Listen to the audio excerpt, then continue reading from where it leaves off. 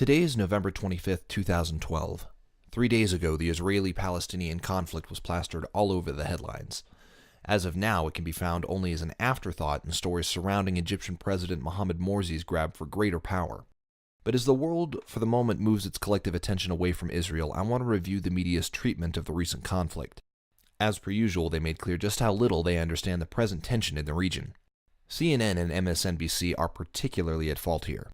For years, they have treated the conflict in that region as, at best, a squabble between two morally equal foes, and at worst, they've treated Israel as the evil aggressor, the tyrannical beast oppressing the poor Palestinians and pushing them closer and closer to oblivion.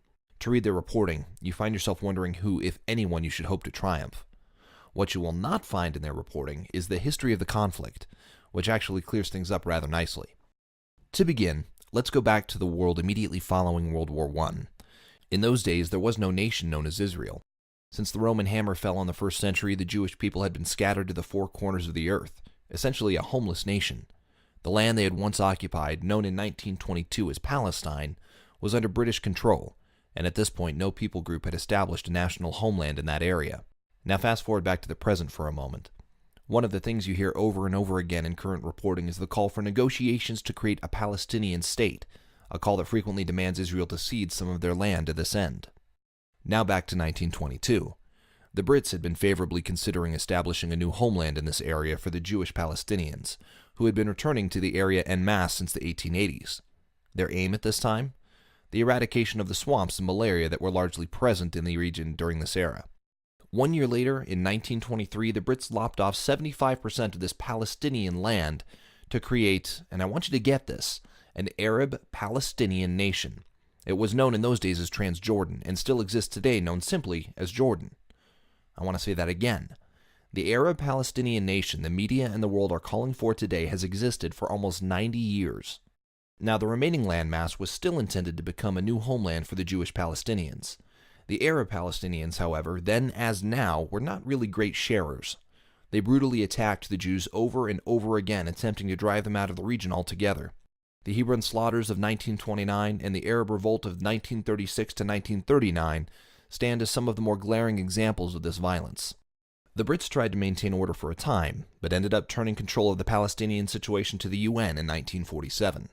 This brings us to UN Resolution 181.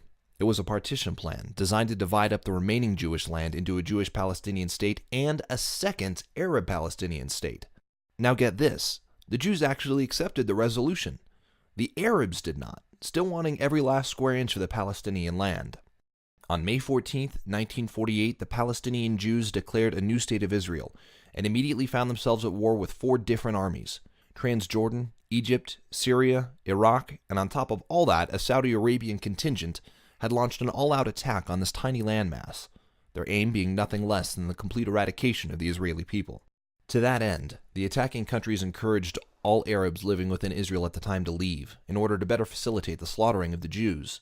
Many of those that fled settled in the West Bank or in the Gaza Strip, and their descendants are the refugees we hear about all the time today.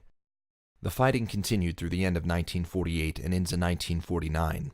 By the time the ceasefire was called, 1% of Israel's total population had been killed, but the country itself survived. Their landmass was just a hair larger than what the UN had proposed with Resolution 181, and what remained of that proposed second Palestinian state was taken over by Jordan, who took the West Bank, and Egypt, who now controlled the Gaza Strip. In 1964, Arab countries began trying to divert the flow of the Jordan River. In doing so, they hoped to deprive the Israelis of water resources vital to the region. Tensions rose until skirmishes were taking place between Israel and Arab armies in 1966. Then in 1967, Egypt expelled the UN peacekeepers from the Sinai Peninsula, and in May of that year, Egypt, Jordan, and Syria began to mobilize their armies for a new attack on Israel. Seeing what was coming, Israel launched a preemptive strike on June 5, 1967. Within just 2 hours, the entire Egyptian Air Force was completely destroyed, most of their planes still parked on the runway. In the ensuing 6-day war, Israel soundly routed every attacking army. In the process, Israel took over the West Bank and the entirety of the strategic Sinai Peninsula, including the Suez Canal. In the process, the 850,000 Palestinian occupants of these areas now came to consider themselves refugees, though the truth was that they had become so because of their own actions and multiple failed attempts to wipe out Israel. Now, these refugees were not forced to stay. They were not captives in their own land. They could have left and were prepared to until an Israeli general allowed them to remain in the hopes of building a bridge to the Arab world.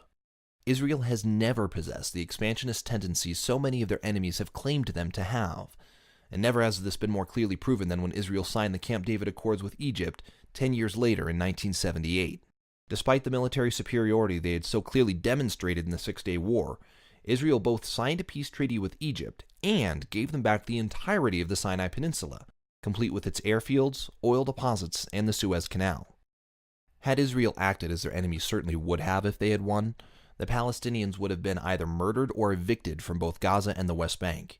Instead, Israel allowed them to remain in their homes, and Israel has been the victim of an endless assault of rocket strikes and suicide bombings ever since. Which brings us back to the present. Israel has only ever sought peace with its Arab neighbors, often placing its own people in harm's way to achieve that end. The position of Israel even now is to desire peace. In 2006, while speaking to the Israeli Knesset at the end of their last significant conflict with Lebanon, current Israeli Prime Minister Benjamin Netanyahu declared, quote, "The truth is that if Israel were to put down its arms, there would be no more Israel. If the Arabs were to put down their arms, there would be no more war," unquote. Israel only launched their most recent attacks on Gaza after an endless barrage of rocket strikes on Israeli targets. Israel went in to cripple those capabilities. For years, the world has called for Israeli restraint. One MSNBC host actually had the gall to suggest that the rockets the Palestinians routinely fire at Israel are little more than firecrackers and cause little more than psychological damage, news that I'm sure would come as a shock to the 3 Israelis recently killed in such a rocket strike. Israeli Ambassador Michael Oren rightly pointed out to this MSNBC host that since 2009, over 8,000 such rockets had been fired at Israel, more than twice the number Germany fired at London in the entirety of World War II.